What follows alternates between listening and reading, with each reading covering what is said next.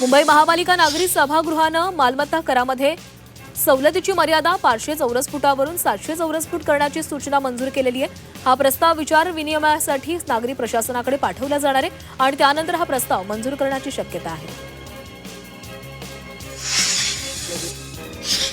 मुंबईमध्ये फेब्रुवारी महिन्यामध्ये 13,000 मालमत्तांची नोंदणी करण्यात आली आहे। त्यामुळे राज्याच्या तिजोरीमध्ये 1,134 कोटी रुपयांपेक्षा जास्त मुद्रांक शुल्क महसूल निर्माण झाले। नोंदणी आणि महसूल या दोन्हीसाठी फेब्रुवारी हा सर्वात मजबूत आहे। नाशिक महापालिकेचं अंदाजपत्रक आज सादर होणार आहे। 4 वर्षांनंतर स्थायी समितीच्या सभापतींकडे अर्थसंकल्प सादर केला जाणार आहे। यंदा 3,200 कोटींचा अर्थसंकल्प असण्याची शक्यता आहे। महसूल विभागातील प्रलंबित दावे 3 महिन्यांमध्ये निकाली काढण्याच्या सूचना देण्यात आलेल्या आहेत। महसूल मंत्री चंद्रशेखर बावनकुळे यांनी महसूल अधिकाऱ्यांना या सूचना दिल्यात। नागरिकांना जमिनीच्या निकालासाठी 1-2 वर्ष वाट पाहावी लागत असल्यामुळे या सूचना देण्यात आल्या आहेत। सारथीने 2025-26 या शैक्षणिक वर्षासाठी उच्च शिक्षण शिष्यवृत्ती योजनेची जाहिरात अधिकृतपणे प्रसिद्ध केली आहे। त्यामुळे मराठा कुणबी समाजातील गुणवंत विद्यार्थ्यांना मोठा दिलासा मिळालेला आहे। सारथीच्या दिरंगाईमुळे गुणवंत विद्यार्थ्यांसमोर उभे राहिलेले आर्थिक संकट अखेर दूर झाले। पुण्यातील ग्रामीण भागातील महिलांनी स्वयंसहाय्यता बचाव गटांच्या माध्यमातून आर्थिक स्वावलंबनाचा एक नवा आणि प्रेरणादायी टप्पा गाठलाय। जिल्हा ग्रामीण विकास यंत्रणेच्या प्रभावी अंमलबजावणीमुळे जिल्ह्यामध्ये तब्बल 1,87,000 महिला आता लखपती झालेल्या आहेत। यातील 64 महिलांनी तर वार्षिक 10 लाख रुपयांपेक्षा अधिक उत्पन्न मिळवले। राज्यातील नोकरदार महिलांच्या सुरक्षिततेच्या दृष्टीनं राज्य महिला आयोगानं एक महत्त्वपूर्ण निर्णयाची घोषणा केली आहे। राज्यातील सर्व शासकीय निमशासकीय खासगी कारणांमध्ये पॉश ऑडिट एका महिन्यामध्ये करण्याचे आदेश आयोगाचे अध्यक्ष रुपाली चाकणकर यांनी दिलेले आहेत।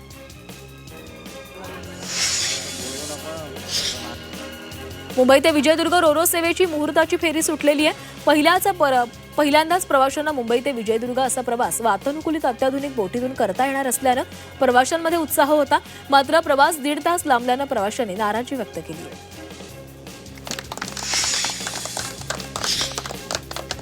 जळगावच्या धरणगावमध्ये जलसंकल्प धरणगावचा हा महत्वाकांक्षी उपक्रम सुरू केलेला आहे। तालुक्यामध्ये वारंवार उद्भवणाऱ्या दुष्काळ आणि पुराच्या दुष्चक्रावर कायमस्वरूपी उपाय म्हणून हा प्रकल्प राबवला जाणार आहे। या उपक्रमांतर्गत सुमारे 210 किलोमीटर लांबीच्या नाले आणि नदीपात्रांचं खोलीकरण आणि रुंदीकरण करण्यात येणार आहे।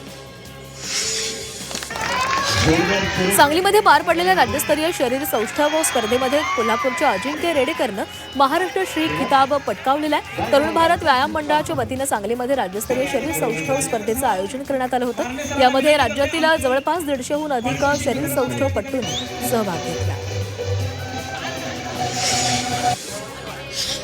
पुण्याच्या शिरूर तालुक्यातील चांडोह गावामध्ये जिल्हा परिषद शाळेनं आगळा वेगळा उपक्रम राबवलाय। शाळेच्या परिसरामध्ये आठवडी बाजार तसंच खाऊ गल्लीचे विविध स्टॉल्स उभारण्यात आले।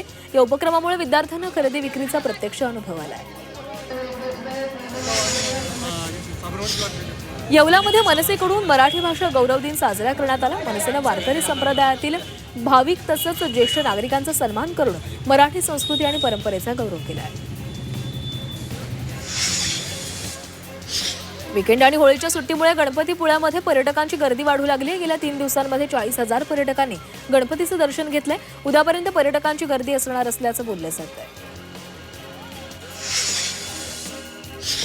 मुंबईतील सागरी किनाऱ्यांची स्वच्छता केली जाणार आहे। दूषित सांडपाणी समुद्रामध्ये जाऊ नये यासाठी पालिकेनं 7 सांडपाणी प्रक्रिया केंद्र स्थापन केलेली आहेत। यासाठी अर्थसंकल्पात 5,690 कोटींची आर्थिक तरतूद करण्यात आली आहे। रश्मिका मंदाना आणि विजय देवरकोंडा यांनी लग्नानंतर इंस्टाग्रामवर संयुक्त निवेदन प्रसिद्ध केलंय। चाहत्यांनी त्यांच्या प्रवासामध्ये नेहमी साथ दिली आणि त्यामुळेच लग्नाचा आनंद देशभर पोहोचवायचा आहे। त्यांनी 16 मंदिरांमध्ये अन्नदान करून आनंद साजरा करण्याचा निर्णय घेतलाय। रश्मिका विजय पुन्हा एकदा स्क्रीन शेअर करणार आहेत। 11 सप्टेंबरला त्यांचा राणावली हा चित्रपट प्रदर्शित होणार आहे। या आगामी चित्रपटाचं पहिलं गाणंही प्रदर्शित झालेलं आहे। या गाण्याला काही तासातच मोठी पसंती मिळालेली आहे। बॉलिवूडचा सुपरस्टार अक्षय कुमार सध्या सोशल मीडियावर जोरदार व्हायरल होतोय। अक्षय कुमारचा भूतासोबतचा मजेशीर व्हिडिओ भूत बंगला चित्रपटाचा प्रोमो आहे। प्रदर्शनासोबतच 14 वर्षांनंतर अक्षयची जोडी पुन्हा एकत्र आलेली असून 10 एप्रिल 2026 रोजी हा चित्रपट प्रदर्शित होणार आहे। बॉलिवूडमधील विनोदी अभिनेता राजपाल यादव तुरुंगाबाहेर येताच नवीन काम सुरू झालेलं आहे. कर्ज फेडण्यासाठी आणि आर्थिक स्थिती सुधारण्यासाठी राजपालने स्वतःचं अधिकृत YouTube चॅनल लॉन्च केलेलं आहे. या माध्यमातून राजपाल यादव थेट आपल्या चाहत्यांशी संवाद साधणार आहे. नाशिकच्या मालेगाव बाजारपेठेमध्ये होळीनिमित्त साखरेच्या माळा मोठ्या प्रमाणावर विक्रीसाठी उपलब्ध झाल्यात. गुजरातवरून आलेली स्वस्त माळेची साखर, स्थानिक पातळीवर बनवलेली शुद्ध साखर गाठी अशी दोन्ही प्रकारची रेलचेल बाजारामध्ये दिसून येते. गेल्या वर्षीच्या तुलनेमध्ये साखरेच्या गाठींचे भाव स्थिर आहेत. वाशिमच्या सावरगाव कान्होबामध्ये कानिफनाथ महाराजांचा 353वा यात्रा महोत्सव मोठ्या उत्साहामध्ये साजरा होतोय. यात्रेनिमित्त विविध धार्मिक कार्यक्रमांचं आयोजन करण्यात आलंय. तसंच भाविकांसाठी महाप्रसादाचीही व्यवस्था करण्यात आली आहे. छत्रपती संभाजीनगरच्या वेरूळमधील कृष्णेश्वर महादेव मंदिर मंगळवारी खग्रास चंद्रग्रहणामुळे दर्शनासाठी बंद ठेवलं जाणार आहे. ग्रहणाच्या कालखंडामध्ये मंदिराचे दरवाजे बंद ठेवण्याची परंपरा असल्यानं मंदिर प्रशासनानं दर्शनाचे वेळापत्रक जाहीर केलंय. त्यामुळे दुपारी 3 ते 7 या वेळेमध्ये भाविकांना गाभाऱ्यामध्ये प्रवेश किंवा दर्शन घेता येणार नाही. नाशिकच्या निफाडमधील विंचूर विठ्ठलवाडी येथील मानाची काठी मढीच्या दिशेनं प्रस्थान झालेली आहे. मढी येथील कानिफनाथांच्या यात्रा उत्सवामध्ये होळीपासून ते गुढीपाडव्यापर्यंत चालत असते. या कानिफनाथांच्या काठी पायी यात्रेमध्ये नागरिक मोठ्या संख्येनं सहभागी झाले. छत्रपती संभाजीनगरातील व्यापार होळी आणि धुलीवंदनानिमित्त काही वेळेसाठी बंद राहणार आहेत. याबाबत जिल्हा व्यापारी महासंघानं काही सूचना जारी केल्यात. व्यापाऱ्यांनी आज सायंकाळी 6 वाजेनंतर व्यवहार बंद ठेवावेत. तसंच 3 मार्चला दुपारी 3 वाजेपर्यंत बाजारपेठ बंद ठेवण्याचा निर्णय घेण्यात आला आहे. पुणे मार्केट यार्ड उद्या धुलीवंदनानिमित्त बंद राहणार आहे. पुण्यातील छत्रपती शिवाजी मार्केट यार्डमधील फळं, भाजीपाला, फुलपान तसंच मोशी येथील उपबाजाराचं कामकाज बंद ठेवण्यात येणार आहे. त्यामुळे शेतकऱ्यांनी शेतमाल विक्रीस पाठवू नये असं आवाहन कृषी उत्पन्न बाजार समितीकडून करण्यात आलं आहे. मुंबई महानगरपालिकेच्या महिला बचत गटांकडून होळीसाठी पुरणपोळी महोत्सवाचं आयोजन केलं गेलं. त्यामुळे मुंबईकरांना यंदाही होळीच्या सणाला पुरणपोळीचा स्वाद चाखायला मिळणार आहे. या महोत्सवासाठी मुंबईकरांना नोंदणी करता येणार आहे.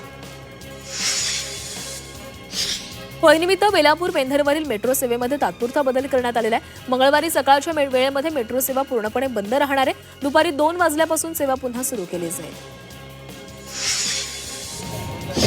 येवला शहरामध्ये होळी सण उत्सवामध्ये साजरा करण्यात आलेला आहे. शहरातील बाजारपेठेतील दुकानं हार आणि कड्यांनी गजबजू लागलेली आहेत. येवलेकरांनी पारंपरिक पद्धतीनं होळी साजरी करण्याची परंपरा कायम ठेवली आहे. यावेळी नागरिक मोठ्या प्रमाणामध्ये हार, कडे आणि पूजेच्या साहित्याची खरेदी करताना दिसत आहेत. तसंच होळीनिमित्त सजावटीच्या वस्तूंना विशेष मागणी आहे. यवतमाळमधील ग्रामीण भागामध्ये होळीनिमित्त शिमगोत्सव सुरू झालेला आहे. लहान मुलं घनमाकड खेळण्यामध्ये दंग झाले. धनुष्याच्या आकाराचे आणि एक सरळ खांबासारखे वाळलेले लाकूड आणून घनमाकड तयार करण्यात येते.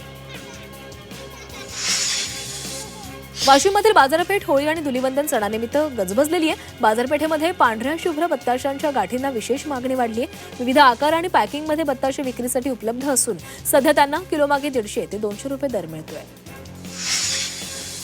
नाशिकच्या येवल्यामध्ये होळी सणानिमित्त टिमक्या तयार करणारे कारागीर सध्या कामामध्ये व्यस्त असले तरीही यावर्षी पारंपरिक टिमक्यांची मागणी घटलेली आहे. त्यामुळे कारागिरांनी नाराजी व्यक्त केली आहे. आधुनिक ढोल ताशा पथकं, मोबाईलवरील संगीतामुळे पारंपरिक टिमक्यांचे महत्त्व कमी होत असल्याचे दिसून येत आहे. धुळवड रंगपंचमीनिमित्त रंगांची उधळण करण्यासाठी तयारी सुरू झाली आहे. मात्र रासायनिक रंगांच्या दुष्परिणामांची जाणीव वाढत आहे. त्यामुळे यंदा अनेक मुंबईकर घरच्या घरी नैसर्गिक इको फ्रेंडली रंग तयार करताना दिसत आहेत. मालाडमधील वृक्ष कार्यकर्ते आणि प्राणीप्रेमींनी होळीनिमित्त महापालिका आणि राज्य सरकारकडे मागणी केलेली आहे. हिरवा वारसा जपला जाईल याची खात्री करण्यासाठी होळी अग्निशामक मार्गदर्शक तत्व बीएमसीच्या सर्व वॉर्डामध्ये पाठवावीत अशी मागणी केली गेली आहे. होळी धुलीवंदनानिमित्त कायदा आणि सुव्यवस्था राखण्यासाठी मुंबई पोलिसांनी कडेकोट बंदोबस्त तैनात केलेला आहे. सार्वजनिक ठिकाणी पादचाऱ्यांवर रंगीत पाणी उडवण्यासह अश्लील टीका टिप्पणी करणाऱ्यांविरुद्ध पोलिसांनी कडक कारवाईचा इशारा दिलाय. 1 ते 7 मार्चच्या मध्यरात्री 12 पर्यंत हे आदेश लागू असतील. भंडारा जिल्ह्यातील बाजारपेठांमध्ये होळी आणि रंगपंचमी सणानिमित्त उत्साहाचं वातावरण निर्माण झाले. शहरासह ग्रामीण भागातील प्रमुख बाजार रंगीबेरंगी सजावटीने नटलेले असून ग्राहकांची लक्षणीय गर्दी दिसून येते. विविध प्रकारचे गुलाल, हर्बल रंग, आकर्षक पिचकाऱ्या तसंच खास सणानिमित्त टी शर्ट आणि मोठ्या प्रमाणावर यांची विक्री केली जाते. वाशीमधील एसएमसी शाळेच्या विद्यार्थ्यांनी होळीनिमित्त पर्यावरणपूरक उपक्रम राबवला। विद्यार्थ्यांनी विविध पानं आणि फुलांपासून नैसर्गिक रंग तयार केलेत। शाळेच्या प्रांगणामध्ये नैसर्गिक रंग निर्मिती कार्यशाळेचं आयोजन करण्यात आलं होतं। वाशिम जिल्ह्यामध्ये अवकाळी पावसाची शक्यता वर्तवण्यात आलेली आहे, त्यामुळे शेतकऱ्यांची गहू काढण्याची लगबग सुरू झाली आहे। रब्बी हंगामातील गहू, हरभरा आणि इतर पिकं काढण्याच्या टप्प्यावर असतानाच वातावरणात अचानक बदल झाल्यानं शेतकरी चिंतेमध्ये आले। रत्नागिरीच्या जिल्हा परिषदेतील लिपिक वर्गीय कर्मचाऱ्यांनी विविध मागण्यांसाठी कामबंद आंदोलन पुकारले। हे आंदोलन 5व्या दिवशीही सुरू होतं। या आंदोलनामुळे जिल्हा परिषदेचे कामकाज जवळजवळ ठप्पच झाले। भंडारा जिल्ह्याच्या तुमसर तालुक्यातील चिखला माईन परिसरामध्ये बिबट्याचा वावर आढळलाय। या बिबट्यामुळे परिसरामध्ये भीतीचं वातावरण पसरलेलं आहे, त्यामुळे वन विभागानं या बिबट्याचा बंदोबस्त करावा अशी मागणी केली जाते।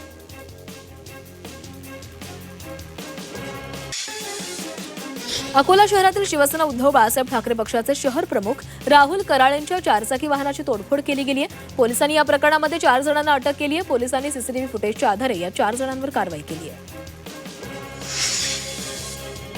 भांडूपमध्ये 8वीमध्ये शिकणाऱ्या मुलांनी आपल्या वर्गमित्राची हत्या केली। शाळेमध्ये सतत दादागिरी करतो म्हणून मुलाची हत्या करून मृतदेह तलावामध्ये फेकून देण्यात आला। या प्रकरणी गुन्हा दाखल करण्यात आला। पनवेलमध्ये गोल्ड ट्रेडिंगच्या नावानं 19,62,000ची फसवणूक करण्यात आली आहे। फेसबुकवरून अनोळखी महिलेनं ऑनलाईन गोल्ड ट्रेडिंग केली जात असल्याची माहिती दिली। 20 ते 30% फायदा होईल असं सांगून ट्रेडिंग खातं उघडण्यात आलं, मात्र पैसे पाठवल्यानंतर खातं ब्लॉक करण्यात आलेलं आहे। कर्जत तालुक्यातील ममदापूरमध्ये शर्यतीचा बैल चोरी करून त्याची हत्या केली होती। या प्रकरणामध्ये गावातीलच व्यक्तींचा सहभाग असल्याचं समोर आलं। या घटनेमुळे परिसरात संतापाचं वातावरण निर्माण झालंय।